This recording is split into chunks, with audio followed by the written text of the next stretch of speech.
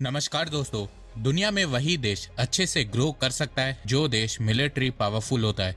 जो देश military powerful नहीं होता है वो देश चाहे कितना भी डेवलप क्यों ना हो जाए, उस देश पे खतरा हमेशा बना रहता है। जैसे कि इस समय यूरोप के कई देशों पे खतरा बना हुआ है, ताइवान पे खतरा बना हुआ है। देश की सुरक्षा में सबसे बड़ी भूमिका एयरफोर्स की होती है। आज के समय जिस देश के पास सबसे ताकतवर एयरफोर्स होती है उसे ही आज के समय सबसे शक्तिशाली देश माना जाता है। और एयरफोर्स की सबसे बड़ी ताकत होती है उनके मॉडर्न फाइटर एयरक्राफ्ट। पिछले कुछ सालों से भारत के ऊपर टू फ्रंट वॉर का खतरा मंडरा रहा है।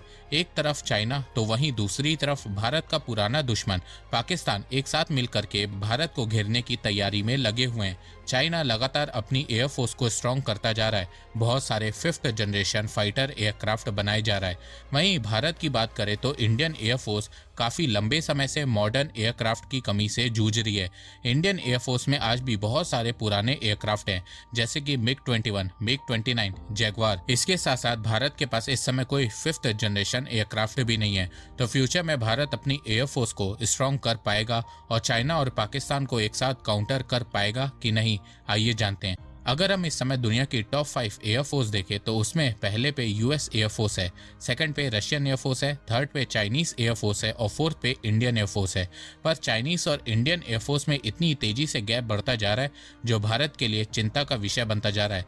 जहां चाइनीज एयरफोर्स के पास फर्स्ट से लेकर फिफ्थ जनरेशन तक के एयरक्राफ्ट हैं, वहीं भारत के पास फर्स्ट से लेकर सिर्फ 4.5 जनरेशन तक के एयरक्राफ्ट हैं। जहां चाइना के पास 3200 एयरक्राफ्ट हैं, जिसमें से 1600 फाइटर एयरक्राफ्ट हैं। वहीं भारत के पास टोटल एयरक्राफ्ट 2200 हैं और उसमें से फाइटर एयरक्राफ्ट सिर्फ 700 हैं, चाइना से आधे।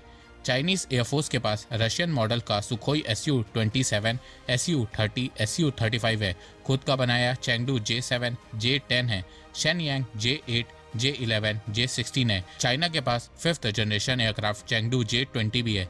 वहीं इंडियन एयरफोर्स के पास रशियन, ब्रिटिश, फ्रेंच मॉडल के कॉम्बैक्ट और फाइटर एयरक्राफ्ट हैं, जैसे कि MiG 21, MiG 27, MiG 29, Sukhoi SU-30 MKI, Mirage 2000, Rafale और जगवार है।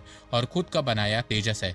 पर देखो, दोनों कंट्रीज की एयरफोर्स में बहुत सारे पुराने एयरक्राफ्ट भी हैं, जैसे कि इंडियन एयरफोर्स में मिग 21, मिग 29 और जगवार है। वहीं चाइनीज एयरफोर्स में चेंगडू J7 जो मिग 21 का कॉपी है, चेंगडू J11 जो SU-27 का कॉपी है, साथ में शेनयांग J8 और J11 ओल्ड एयरक्राफ्ट हैं।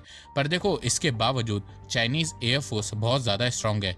ऐसा इसलिए क्योंकि दुनिया में सिर्फ 3 देश हैं जो खुद से फिफ्थ जनरेशन एयरक्राफ्ट बना सकते हैं। पहला है यूएस, दूसरा रशिया, तीसरा चाइना। यूएस के पास F-22 रैप्टर और F-35 है। वहीं रशिया के पास सुखोई SU-57 है। वहीं चाइना के पास चेंगडू J20 आ गया है। और भारत की सबसे बड़ी प्रॉब्लम चाइना का फिफ्थ जनरेशन एयरक्राफ्ट J20 है, जो चाइनीज एयरफोर्स के पास 200 से ज़्यादा क्वांटिटी में है। चाइना 2027 तक इस नंबर को 400 लेकर जाएगा और 2035 तक चाइना अपनी एयरफोर्स में 1000 J20 एयरक्राफ्ट ऐड करने वाला है। तो इससे भारत की प्रॉब्लम बढ़ जाएगी, क्योंकि भारत के पास इस समय कोई भी फिफ्थ जनरेशन एयरक्राफ्ट नहीं है। भारत ने फिफ्थ जनरेशन एयरक्राफ्ट बनाने का काम 2024 से शुरू किया है। 2028-29 तक भारत को पहला प्रोटोटाइप बनके मिलेगा और 2035 तक उम्मीद लगाई जा रही है कि भारत को अपना पहला फिफ्थ जनरेशन एयरक्राफ्ट मिलेगा। आपको हैरानी होगी कि भारत को 20 साल लग गए फिफ्थ जनरेशन एयरक्राफ्ट को अप्रूव करने में। और इसमें आप कह सकते हैं कि रशिया ने भारत को एक तरीके से धोखा भी दिया है। भारत और रशिया ने 2007 में डिसाइड किया था कि दोनों साथ में मिलके फिफ्थ जनरेशन का एयरक्राफ्ट बनाएंगे। इस बात पे रशिया मान गया था, पर फिर भारत ने शर्त रखी कि हमें फिफ्थ जनरेशन एयरक्राफ्ट की टेक्नोलॉजी भी चाहिए, क्योंकि इसमें भारत बहुत ज्यादा पैसा भी लगा रहा है। पर रशिया ने मना कर दिया और रशिया ने खुद से अपना fifth generation aircraft Sukhoi SU-57 बनाना शुरू कर दिया। फिर 2018 में भारत ने रशिया के साथ डील कैंसिल कर दी और इसके चलते भारत के 11 साल वेस्ट हो गए। तब 2018 में रशिया ने भारत के सामने प्रपोजल रखा कि भारत SU-57 खरीद ले, पर भारत ने ये ऑफर ठुकरा दिया।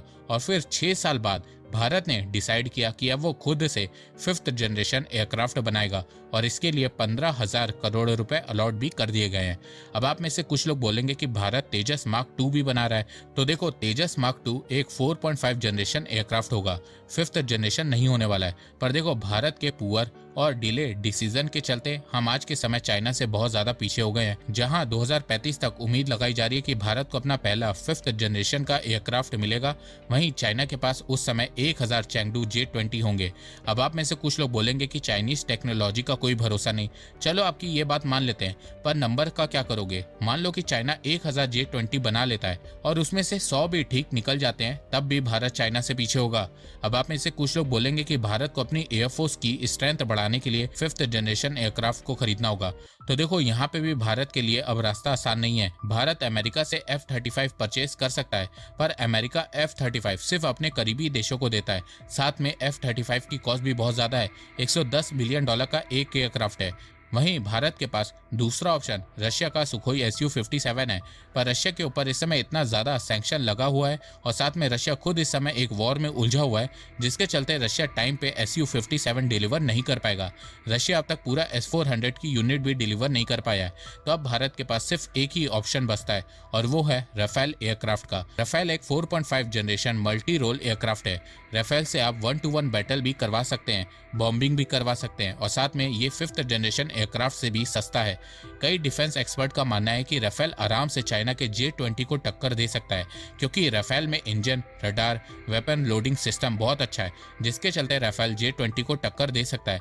पर प्रॉब्लम आती है नंबर्स पे। चाइना J-20 खुद बनाता है। चाइना के पास इस समय 200 से ज्यादा J-20 एयरक्राफ्ट है। भारत के पास इस समय सिर्फ 36 राफेल है। तो 2035 तक के लिए भारत को और राफेल को खरीदना होगा। इसके अलावा भारत के पास F-22 रैप्टर भी एक ऑप्शन है, पर भारत राफेल के सामने F-22 को नहीं खरीदेगा, क्योंकि भारत ऑलरेडी राफेल को यूज कर रहा है। इसके अलावा डसॉल्ट कंपनी जो राफेल को बनाती है, वो नोएडा में राफेल और मिराज 2000 एयरक्राफ्ट की मेंटेनेंस के लिए फैसिलिटी बनाने वाली है। इसके अलावा भारत एयरक्राफ्ट के मामले में यूएस पे ट्रस्ट नहीं करता है, क्योंकि अमेरिका कभी भी एयरक्राफ्ट के पार्ट देना बंद कर सकता है। वहीं फ्रांस के साथ भारत के डिफेंस रिलेशन बहुत ज्यादा पुराने हैं। भारत ने मिराज 2000 फ्रांस से लिया था और राफेल भी लिया है, और ये दोनों एयरक्राफ्ट एक ही कंपनी डसॉल्ट एविएशन से लिया गया है। तो हो सकता है कि जिस तरह भारत रशिया के साथ मिलकर ब्रह्मोस बनाता है, उसी तरह फ्यूचर में भारत फ्रांस के साथ मिलकर राफेल भी बना ले। अब आप लोग सोच रहे होंगे कि क्या ये पॉसिबल है? तो देखो, यहाँ पे भारत सरकार का एक मास्टर प्लान काम कर सकता है। भारत सरकार ने buy global make in India के तहत 114 फाइटर एयरक्राफ्ट खरीदने का प्लान बनाया है, और इसके लिए भारत सरकार 1.6 लाख करोड़ रुपीस यानी कि $20 बिलियन खर्च करने वाली है।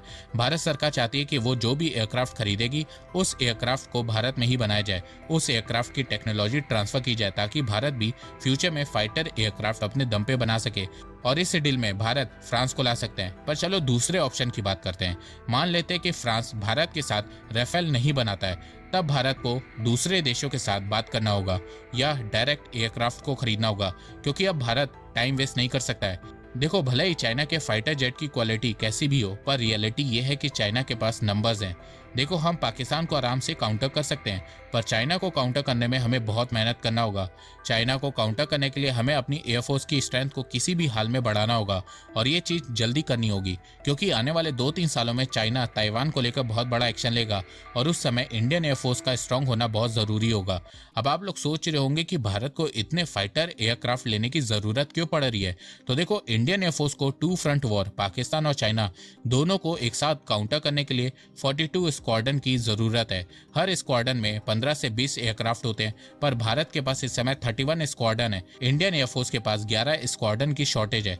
इसके अलावा इंडियन एयरफोर्स के बहुत से एयरक्राफ्ट पुराने हो गए हैं और उनकी रिटायरमेंट की डेट भी पास आ गई है, तो उनकी जगह को पूरा करने के लिए भी इंडियन एयरफोर्स को न्यू एयरक्राफ्ट चाहिए होंगे। भारत सरकार ने 2020 में हिंदुस्तान एरोनॉटिक्स लिमिटेड HAL से 83 तेजस एयरक्राफ्ट की डील साइन की थी। फिर इसके बाद नवंबर 2023 में भारत सरकार ने HAL के साथ दूसरी 97 तेजस की डील की। तो total 180 Tejas Mark 1A aircraft Indian air force को मिलने वाले हैं, और ये एयरक्राफ्ट MiG-21, MiG-29 और जगुआर की जगह लेंगे। पर देखो, तेजस एक लाइट कॉम्बैट 4.5 जनरेशन का एयरक्राफ्ट है।